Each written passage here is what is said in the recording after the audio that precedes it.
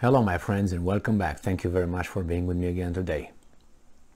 If I were the Azov Regiment, I would keep my head a little bit hidden for a while, but it seems like these people don't really care what is the perception, or maybe they try to change the perception as being a regular Ukrainian army, and they maybe also want to not only change the perception, but really they don't care. And it's not necessarily that the perception is there all over the world, even though the evidence is that the Azov Regiment or battalion had some little ideologies that the Russians did not feel very comfortable with, and neither the West should.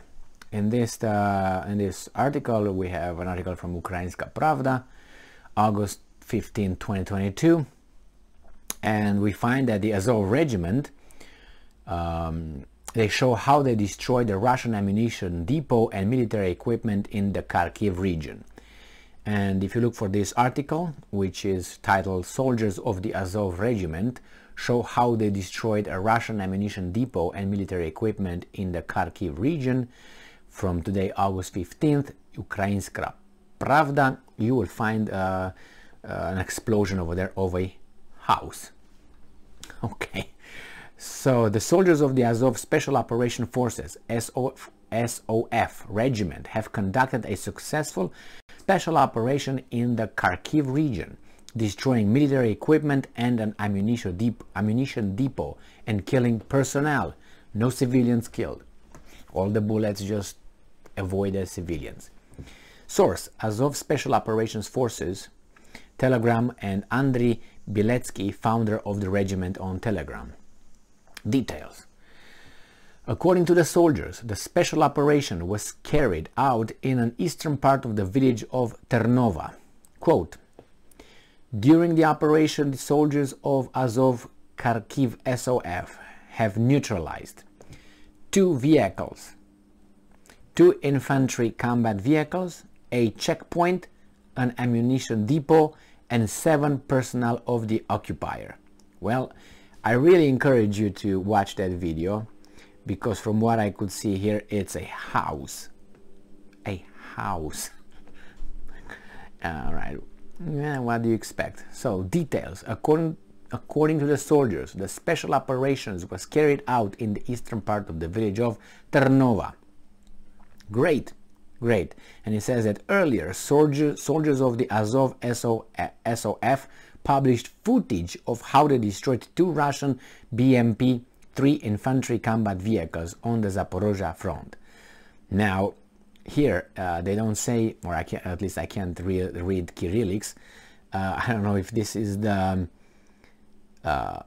house is the one that they said that they neutralized 2 vehicles, 2 infantry vehicles, checkpoint, ammunition depot, and 7 personnel, or it's just the one that they say 2 Russian BMP infantry combat vehicles on the Zaporozhye front. But it's not. This is a village right here that I can see.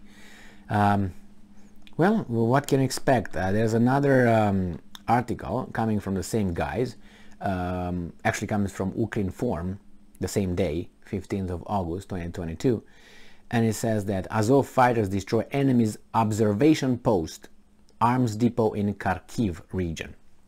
So this is the same one, and it says, according to Ukrinform, Anatoly Sidorenko, the commander of the Azov Kharkiv Special Operations Force, said on Telegram post today, in the eastern part of the village of Ternova,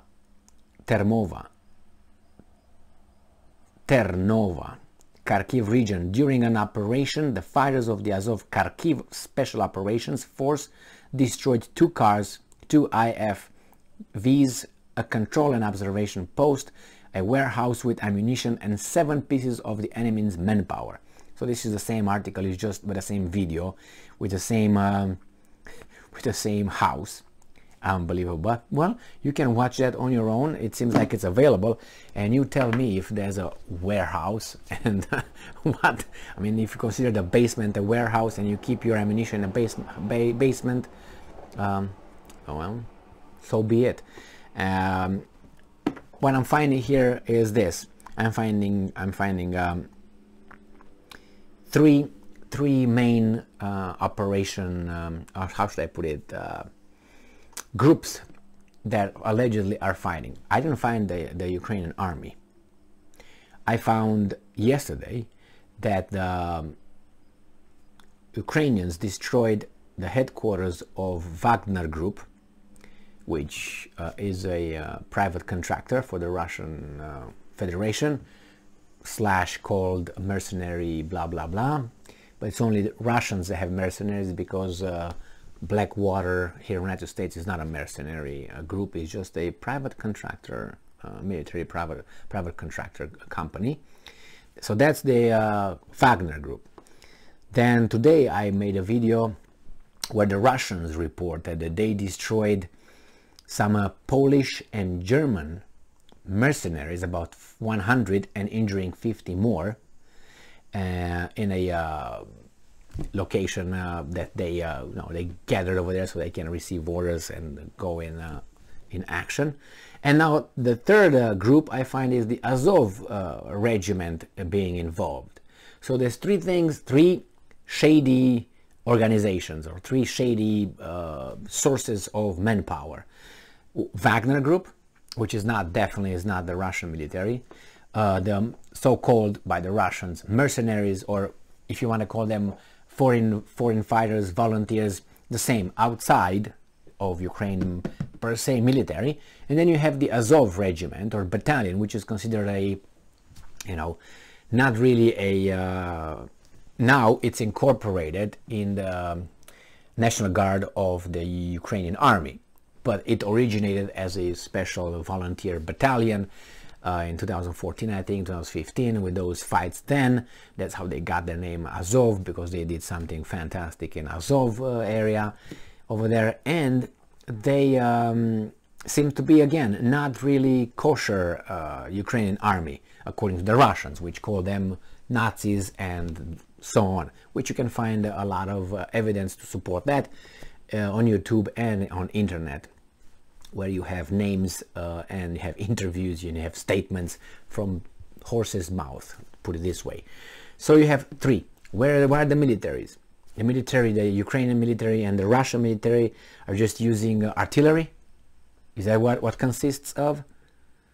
I made a video today, I think, yeah, today, where the Ukrainians said they destroyed some personnel. Now these guys here, the Azov Regiment, killed some 7 Russian personnel. Okay, there are somewhere, but I don't hear about them much. It's very curious that we hear about these three entities: Wagner, Azov Regiment, and mercenaries or foreign fighters.